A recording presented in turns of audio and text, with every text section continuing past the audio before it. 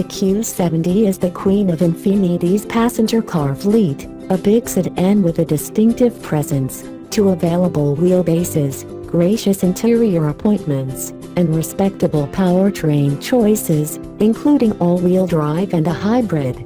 But in a segment chock-a-block with stimulating sports sedans, it rates as no more than an also-ran. So what's the story?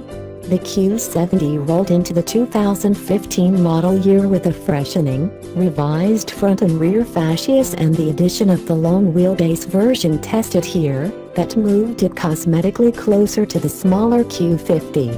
This is not a bad thing. Infiniti has done a good job creating a readily recognizable face for its offerings without resorting to excesses such as the Lexus spindle grille. Inside the Q70, which debuted back in 2011 as the M37/M56, came tweaks to content and trim, including some very tasty white ash accents in our test car, relaxed fit seats well suited to a dash from Atlanta to Abilene, and plenty of tech features. Our test car also packed $8,350 in options, most devoted to making long treks more pleasant as well as more connected. In an all-wheel drive sedan weighing well over 2 tons, the Q70 and Q70L's standard power source, a naturally aspirated 3.7-liter V6, isn't exactly breathtaking, but 330 horsepower isn't milquetoast, either. The over-square 6 likes to rev, in 5.6 seconds to 60 miles per hour and a quarter mile in 14.2 seconds at 100 miles per hour is far from sluggish. Or you could upgrade to the 5.6-liter V8 version of the Q70L and lop off nearly a second in both measures. Up to you. But in a car pitted against some pretty fancy dancers from Audi, BMW, Cadillac, Jaguar, Mercedes, etc., the Q70's dynamic scorecard only has a so-so total at the bottom. Formal test results are about what you'd expect of a mid-size family ride, rather than a flagship sedan. The Q70 logged 0.83 grams on the skid pad, with a good amount of understeer. Stopping from 70 miles per hour consumed 172 feet, and our test driver noted moderate fade. On public roads, the Q70 gives a decent account of itself until you start to near its limits, say, at 0.8.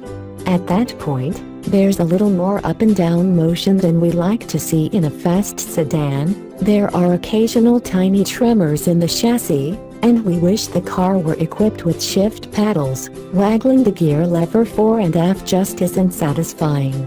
On the other hand, the 7-speed automatic does a good job when left to its own devices, responding promptly to throttle and low demands. Ride quality is reasonably smooth, body roll is modest, and the stability of all-wheel drive, augmented by progressive and totally predictable understeer, makes the Q70 a reliable ally in moderately rapid motoring. But whatever positive feelings one might entertain about the Q70's dynamics are offset by the steering. Now, this isn't a case similar to the Q50, however, which offers optional electric steer-by-wire technology, a system that has made few friends.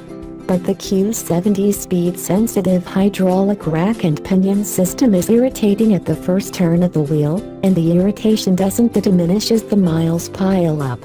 If anything, it increases. The system is described as speed-sensitive, but after the first couple of blocks the driver begins to wonder, sensitive to what speed? Infiniti has programmed massive resistance into the system, a substitute for tactile information, which is absent, and the steering waits up the instant the driver turns the wheel more than a few degrees, even at parking lot speeds. This is tedious in pretty much any driving environment. Another source of irritation is the plethora of driver aids programmed into our test car, many of them optional, many of them capable of helping you pilot the car when its brain thinks you're in peril.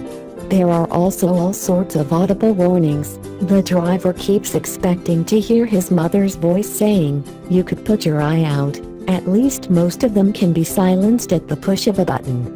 The Q70 has much to recommend it, but its shortcomings and annoyances are just too much to overcome for a car that not only trails the current crop of large luxury sedans but soon will have to battle new versions of many of them, a new Mercedes-Benz E-Class, a new BMW 5 Series, a new Jaguar XF, and a refreshed Audi A6 are on the way.